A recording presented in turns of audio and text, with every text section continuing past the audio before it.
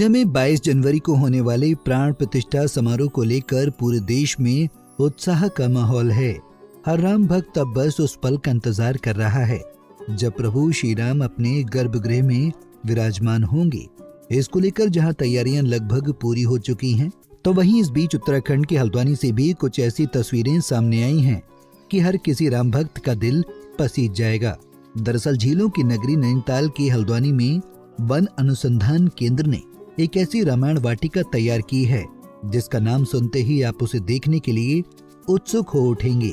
जैसे कि आप सभी को पता है कि अयोध्या नरेश श्री रामचंद्र जी ने अपने जीवन के 14 वर्ष वनवास में बिताए थे। इस दौरान वो लगभग 6 बड़े वनों से होकर गुजरे थे। इन वनों में उन्हें कई पेड़ पौधे दिखाई दिए। बस इन्हीं 6 वनों के 149 पेड़ पौधों का वर्णन ही इस रामायण वाटिका में किया गया है। इन पौधों को वन अनुसंधान केंद्र संरक्षित करने की कोशिश में जुटा हुआ है। बता दें कि जिन जगहों का इस वाटिका में वर्णन किया गया है वो जगह है चित्रकूट से लेकर पंचवटी, दंडकारण्य, अशोक वाटिका से लेकर द्रोणगिरी पर्वत जहां से हनुमान संजीवनी बूटी लेकर आए थे, आदि जगहों का वर्णन इस वाटिका में विस्तार से किया गया है। साथ ही इन जगहों में कौन से वृक्ष श्री राम को पसंद आए उनके बारे में भी समझाया गया है। वाटिका में 149 वृक्षों का प्रयोग, उनका बॉटनिकल नाम भी लगाया गया है। इस रामायण वाटिका का मकसद यही है कि जो लोग त्रेता युग या रामायण के बारे में जानकारी लेना चाहते हैं वो हल्द्वानी आकर इस वन अनुसंधान केंद्र में रामायण वाटिका को देख सकते हैं। देखिए, इस वन अनुसंधान केंद्र में हमने एक जो रामायण वाटिका बनाई, ग्रीन रामायण हमारा कॉन्सेप्ट था। हमारा मुख्य उद्देश्य था कि भगवान राम 14 वर्ष के वनवास में जिन जिन क्षेत्रों में गए, खासतौर से वो 6 तरह के वनों में गुजरे थे, तो उन वनों में जो उस समय का जो स्टेटस महर्षि वाल्मीकि जी ने जिन प्रजातियों की जिक्र किया है वो प्रजातियां आज भी मौजूद हैं धरती पे।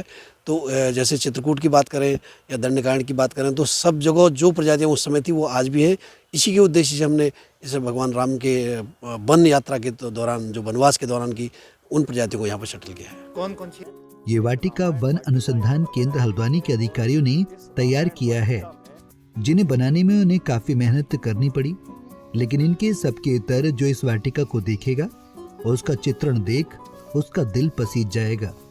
वन अनुसंधान केंद्र हल्द्वानी में एक रामायण वाटिका यहाँ पर बनाई गई है और इस रामायण वाटिका में जब वाल्मीकि रामायण में भगवान राम की जो महिमा है उसमें ये बताया गया है कि 14 वर्ष के वनवास के दौरान भगवान श्री राम अयोध्या से लेकर श्रीलंका तक जिन जिन जगहों पर गए उन जंगलों का यहाँ पर जिक्र है, उन वनस्पतियों का यहाँ पर जिक्र है। और इसमें ये बताया गया है कि रामायण में 139 तरह की वनस्पतियों का जिक्र यहाँ पर वाल्मीकि रामायण में किया गया है। तो एक तरफ भगवान राम का भव्य और दिव्य मंदिर बनकर तैयार है और दूसरी तरफ अभी यहाँ पर वन अनुसंधान केंद्र ने इस तरह की एक वाटिका यहाँ पर तैयार की है जिसे रामायण वाटिका नाम दिया गया है, जिसमें भगवान राम से संबंधित जो जंगलों में जहाँ जहाँ वो 14 वर्ष के दौरान वनवास के दौरान गए उन सभी चीज़ों का यहाँ पर जिक्र किया गया है। यहाँ पर मौलश्री है, सीता अशोक है, नागकेसर है, चंपा है, यहाँ पर संजीवनी बूटी का भी जिक्र आया है, जीवंती का जिक्र है, यानी कि वो सारी वनस्पतियाँ जो भगवान श्री राम से संबंधित हैं, वाल्मीकि रामायण में जिन वनस्पतियों का जिक्र आया है वो सारी चीज़ें यहाँ पर वन अनुसंधान केंद्र द्वारा यहाँ पर संरक्षित की गई हैं। और इसके अलावा एक बहुत ही भगवान श्री राम की एक बड़ी सी मूर्ति यहाँ पर बनाई गई है। आप देखेंगे बहुत ही खूबसूरत ये मूर्ति है और इसको देखकर बिल्कुल ऐसा लगता है कि बहुत ही जीवंत इस मूर्ति को बनाया गया है। जिस कलाकार ने भी बनाई है बहुत ही खूबसूरती से इस मूर्ति को यहाँ पर बनाया गया है।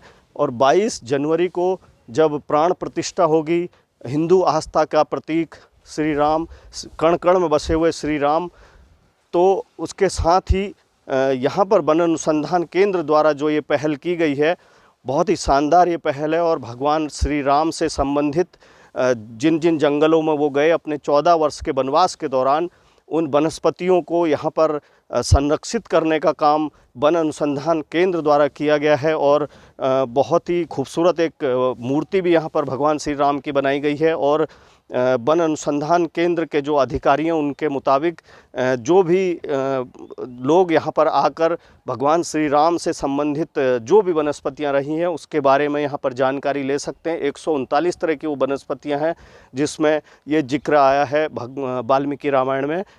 तो आप भी वन अनुसंधान केंद्र आइए और यहाँ पर भगवान श्री राम से संबंधित जो ये वनस्पतियाँ पेड़ पौधे हैं उनके बारे में आप भी जानकारी ले सकते हैं।